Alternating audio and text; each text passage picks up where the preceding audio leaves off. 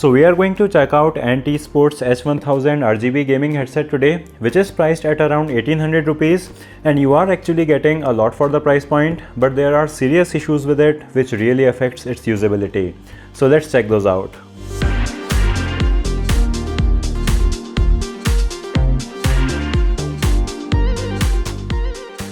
The H1000 looks pretty good as it does have a futuristic aesthetic to it. It does look a lot like some of the SteelSeries headsets, but that may not be a negative for you.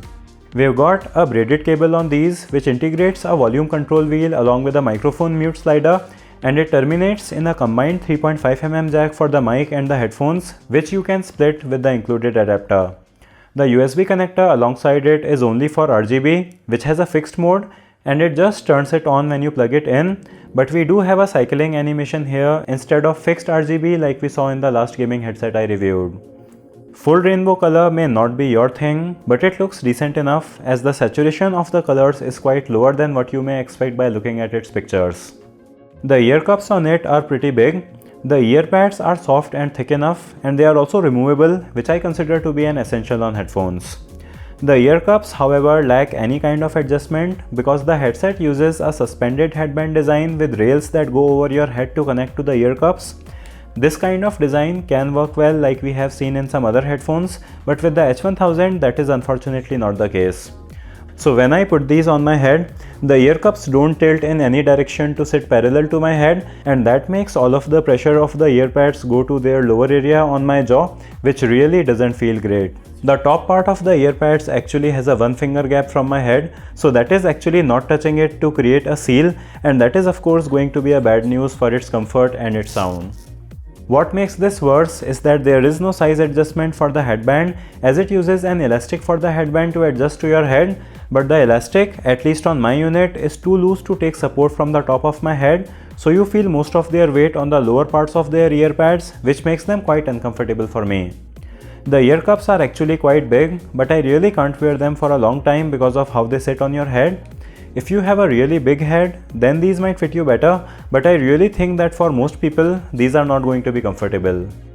The microphone on these also has a unique design, so instead of a boom that extends out of the ear cups, you have a mic that is just attached to the ear cups. This system can work well, but it doesn't with the H1000 as the mic itself has a very low gain, so you will have to add a lot of it on your PC, which introduces noise. The signal to noise ratio with this design is also going to be worse than boom mics, so the microphone is usable on the H1000, but it's not that good. Do give this video a thumbs up if you've been enjoying it so far, and you can also subscribe with bell so you don't miss out on future videos. Finally, coming to its sound quality, the sound drivers on the H1000 are actually better than what I was expecting, and it could have sounded really good for the price. But because the ear pads just don't seal my ears properly, the bass delivery gets completely destroyed, and it results in a very treble-centric sound signature that is of course not going to be pleasant to listen to. I actually tried pushing the ear cups to sit parallel to my head, and once you achieve a good seal around your ears, they do sound pretty good, but that is not how they sit on your head by default, so you really don't get the sound quality that you could get if these were designed better. So I could talk about the gaming experience here, but I just couldn't get these to sound right, and because there is a gap in the upper area of the ear pads, they will also let a lot of noise around you get into your ears, which can really be a deal breaker for gaming.